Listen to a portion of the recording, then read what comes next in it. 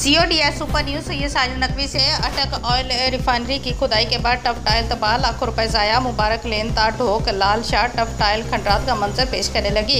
इलाका मकीनों को शदीद मुश्किलात गुजरना भी महाल। अटक ऑयल रिफाइनरी की खुदाई के बाद इलाका बहाल न किया, नाकस मनसूबाबंदी या मुजरमाना गफलत आला काम से दाद रसी की अपील। रावलपिंडी के इलाका डियाला रोड पर मुबारक लेन से ढोक लाल शाह तक चंद माह कबल लाखों रुपए की लागत से टफ टाइल बछाई गई थी, मगर अब वो सारा मनसूबा तबाही का शिकार हो चुका है। इलाका में मौजूद अटक ऑयल रिफाइनरी ने मुबैना तौर पर अपनी तकनीकी ज़रूरियात के तहत ज़मीन की खुदाई की, मगर उसके बाद ना ही सड़क को बहाल किया गया और ना ही तबाहशुदा टफ टाइल की मरम्मत की गई।